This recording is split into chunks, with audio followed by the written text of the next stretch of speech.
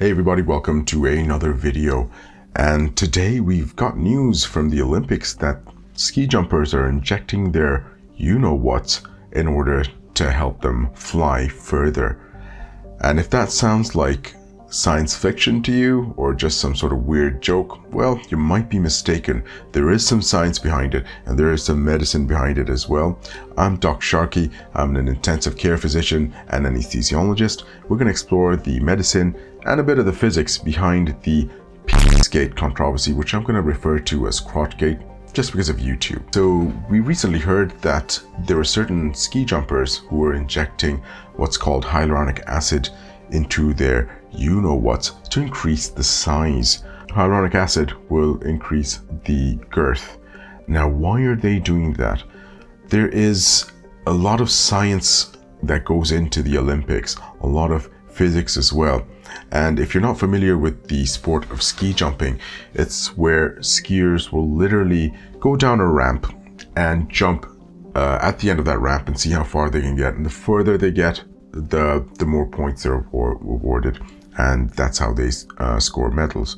So what you want to do is you want to fly further, and there are certain factors that go into how further you can fly, and this is where we get into the physics of things. So we take a look at this image of a ski jumper in midair. You can see that he's in sort of stretched out, flattened away. He's forming his body and his skis into what is essentially a wing. So for all intents and purposes, he is a flying wing. So what are the forces that are acting on this wing to make him fly further? If you remember your high school physics, or maybe your flight physics, if you've ever been into that sort of thing, there are four main forces that act on an airplane or on a wing to make it fly, or to stop it from flying as well. So the main force that we're interested in, and what I think our athletes are interested in, is lift, which is directed upwards.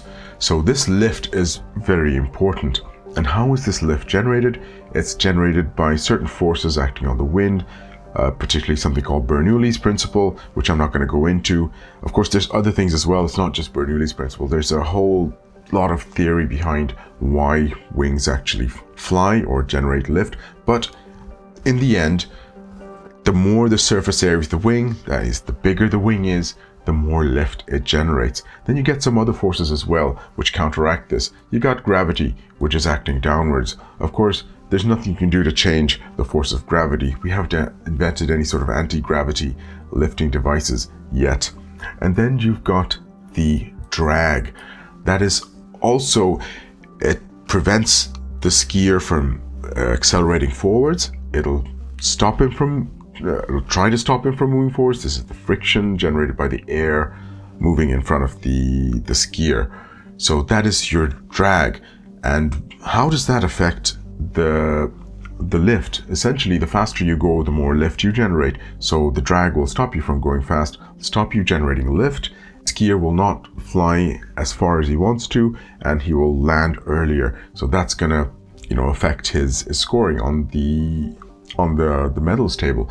So that's the sort of the basic physics we're looking at if we sort of split the forces into their components. So how do we increase the lift? We increase the surface area. And how do you increase the surface area? Well, you're not going to flatten yourself, but there's one thing that the skiers can do, and that is to modify their suits. It's essentially like a wingsuit. If you've seen wingsuit flying, so this is a wingsuit. As you can see, that has maximized the surface area of the wing. It's like a flying squirrel essentially, but you can't wear a wingsuit to the Olympics as a ski jumper. There are very strict rules and regulations on how your suit is designed, how much fabric you can use, because the organizers, the guys who are in charge of the Olympics, they know the science behind this, and they're going to make sure that everything is standardized. So even when the athletes are designing their suits, they have to go through a 3D scanner which scans their bodies essentially and will allow you to design the optimal amount of fabric that goes into your suit. So you can't just think, okay, I can put some more fabric and fly further. But this is where the crotch injections come into place. There's one place that they can sort of expand, and they think they can expand, and that's going to be the crotch area. So they're going to try and make it bigger, which most people would think that that's not really going to make a big difference. But so if we look at this diagram, you can see that it actually does. So say you go into the scanner and your schlong is a bit bigger and they need to put some extra fabric. That fabric actually, it will add to the surface area of the suit. And if you can see this diagram, for every 2 centimeter increase in suit size circumference, the lift increases by 5%. And that's equivalent to, as they say here, 5.8 meters jump length. And that's going to be the difference between a bronze and a gold, I'm pretty sure. So I don't blame these athletes for taking sort of the extreme step of injecting your thing with something that'll make it bigger. So now that we're done with the physics, let's come to the medicine part of this. Hyaluronic acid, what is it? It's an acid. You're gonna inject your thing with acid? Oh, that sounds a bit scary. It sounds a bit dangerous. Actually, hyaluronic acid is a naturally occurring compound. It's an important component of your connective tissue, and that's the sort of the glue that's between the cells, essentially, of your connective tissue, of your joints, your ligaments, between your bones, etc. So it is naturally occurring, and we use it. People take it in their supplements. It's even injected into joints, and it's sometimes used inside joints to improve the joint fluid viscosity, to increase the lubrication between the joints, to treat arthritis and things like that. So it is used in medicine, and it's also used in length, or more specifically girth enhancements of the crotch.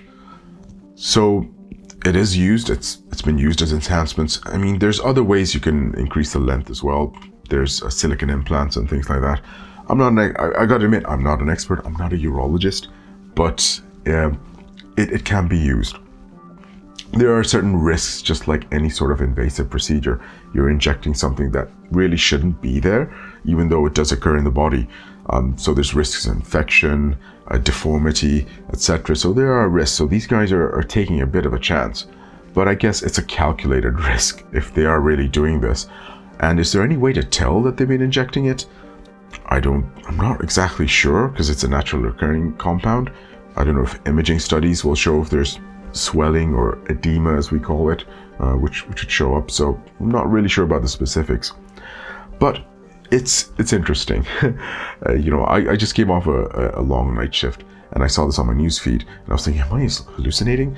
But then again, after looking at what some athletes go through, yeah, I can imagine them doing that to get the gold medal. It's a once in a lifetime opportunity.